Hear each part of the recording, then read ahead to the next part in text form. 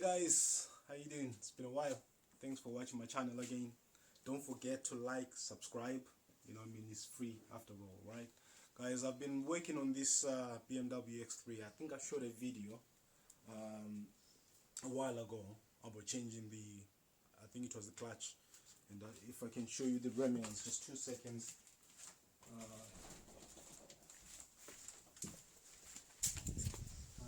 So that's the clutch that came out, and there's a video basically showing the whole process and all that, and this was what was left of it.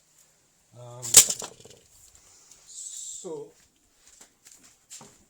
when this car came, literally it didn't drive. We suspected that it was just the clutch, but then when I got it going, we had a nice massive clanking sound. Actually, the previous owner told me that they'd been to the garage and they'd been told that it's going to be too expensive to fix because it had a clank. It sounded like some banging and knocking underneath the back and all that, and they were told that it was the transfer case or the diff that was gone.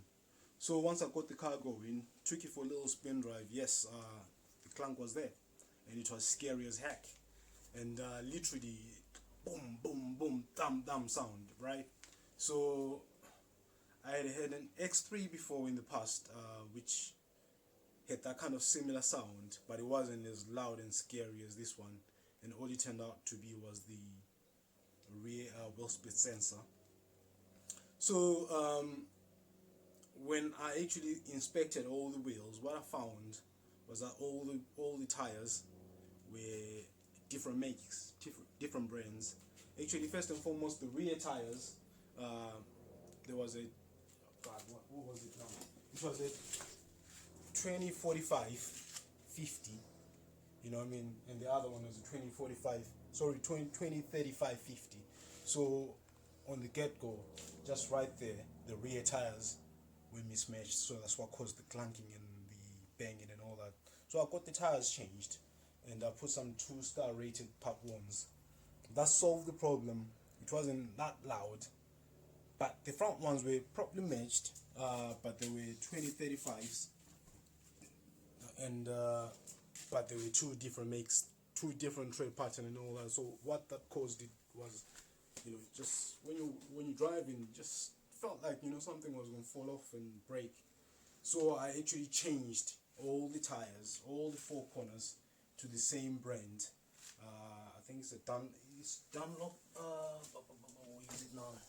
It's Dunlop Super Sport 1, and I made sure that if you follow me for a second, I made sure that they all had a star on it. You know, they were all star rated. So it's the Dunlop SP Sport 1. Make sure that they star rated, and the noise went. The car drives like a new car. But however, when I took it out for a little spin, and as you drive it, literally it's perfect and nice. But what happens is, when you go to floor it, the car just chokes. So initially I thought, oh man, it must be the air filter or something, you know what I mean? Because like literally I was getting a lot of flat spots. You know, you're driving nicely along, then all of a sudden you put the accelerator down, then it feels like it's struggling to breathe. So yesterday, took out the air filter. Obviously, I mean, this is not the cleanest air filter that you'll ever see, but I don't think it's that bad. But obviously, this will need changing. So air filter out. Then I was like, okay, if the air filter is like that, let me just check the Egr valve.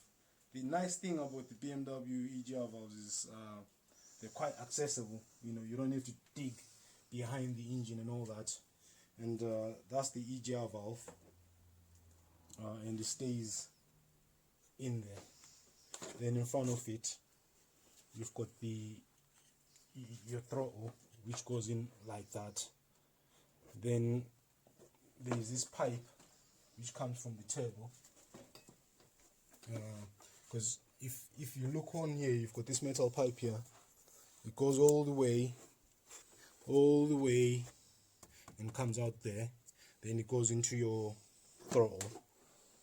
But with the Egr valve from the exhaust manifold, you've got this. I think it's a cooler because it's got some pipes on it. So you've got this which comes in, feeds in the exhaust gases directly into the intake manifold. Sorry, into the Egr valve, which feeds directly into the intake manifold. So with that said, I was like, okay, I'll just check the intake manifold and the Egr valve and see what it's like. And upon checking the pipe out, this is what you can immediately see. This is the throttle. I mean, if you look at the butterfly, I mean, let me just get a screwdriver. If you look at this, I mean, that's quite a bit, right? That's quite a lot of gunk. Then if you follow that further down into the Egr valve, that's where the nice drama begins. Okay, that's the Egr valve there. You can see it's got a lot of, hang on, let me get a torch just to so that you can properly see what's going on. It's got a lot of soot. I mean, if I do this, you see this thing there, all this is soot, right? It's just caked up.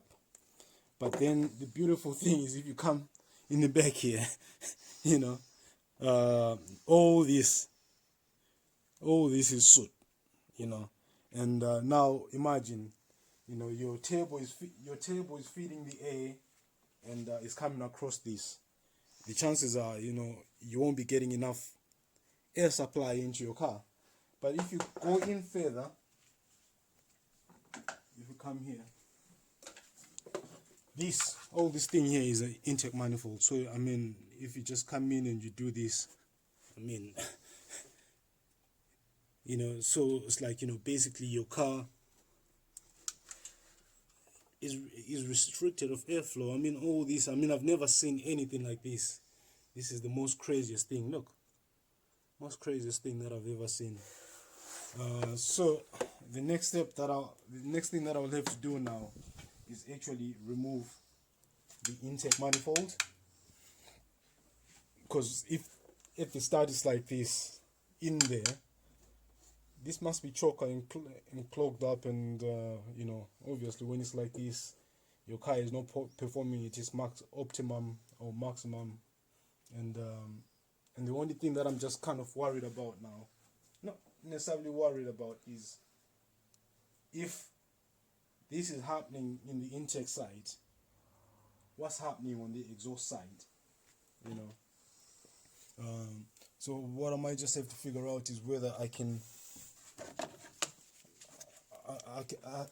get to the, either, you know, that there's a catalytic there's a lambda sensor there. I might just remove that lambda sensor and blow some air through it and see what comes out in the back. But I just wanted to give you guys a just quick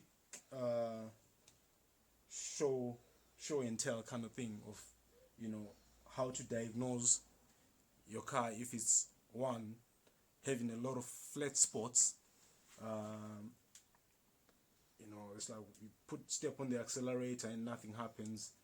Two, if you get an occasional, I don't know what you call that noise, but pinging, as if like it actually sounds like a diesel. I know this car is a diesel, but you know, like a diesel, you know, it's because of that. You know what I mean?